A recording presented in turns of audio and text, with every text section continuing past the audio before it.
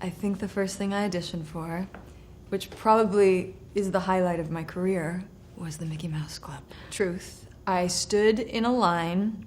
You finally get in, and he's like, okay, do a little dance for me, or like whatever. Read a script. It was like some mermaid skit, and then sing a song. And I was like, no, I don't want to sing the song. And he was like, what? I said, no, I don't want to sing the song. And he said, little girl, did you see the line of kids waiting outside this conference center to sing a song for me? And I said, yeah.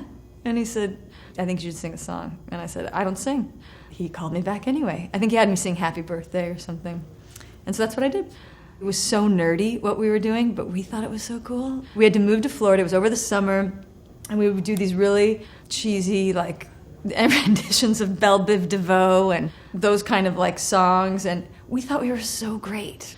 So I moved to LA at, like, 17, and then I lived there for about 10 years, and then I did Felicity there, and then moved to New York. JJ called me over the summer. We had shot the first season of Felicity, and he said, you know, we're coming up with the storylines for next year, and we have this idea that the boyfriend breaks up with you, and then, like college girls do, you would go and cut your hair because of this big breakup. Would you be willing to do that? I said, yeah, of course. So he did it.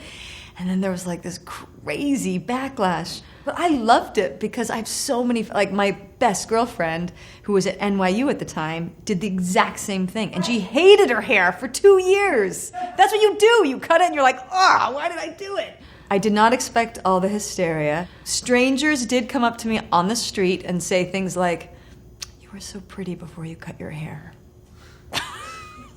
I was like, thank you.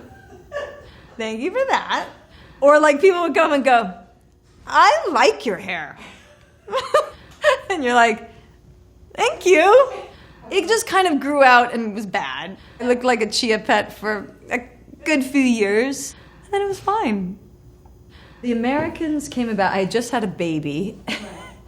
And I got a call and they were like, can you go to a coffee shop and meet? I was like, I literally just gave birth. Like, I can't go to a fucking coffee shop and meet someone about being a Russian spy, okay?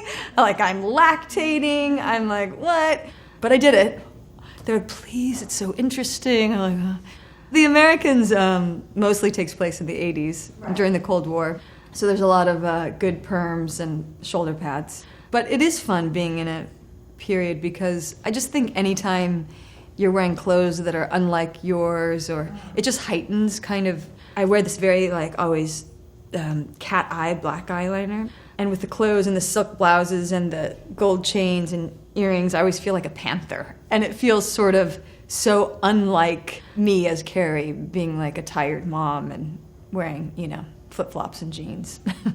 The crew guys on those old Disney sound stages used to play jokes on me. Back before there were cell phones everywhere, there was a set phone on the wall, and they'd go, there's a phone call for Keri. And I'd go, there's a phone call for me? And they'd go, yeah, there's a phone. It's Ethan Hawke. Ethan wasn't calling me. First of all, he was probably like 25, and I was 14 and just out of braces. First kiss in Arizona, Griffin Goodman. I remember because my mom was honking outside, and I did have braces, and I remember I was chewing gum, and he kind of pulled me in, and I was like, oh God, what, I have gum in, can you kiss with gum? And I was like, ah, and then we kind of like did a little kiss, and then I was like, what do I do? And my mom was like, meep, and I was like, I've got to go. And I ran out, and then I remember I went to school the next week, and my girlfriends were like, you let Griffin Goodman kiss you? And I was like, I'll break up with him.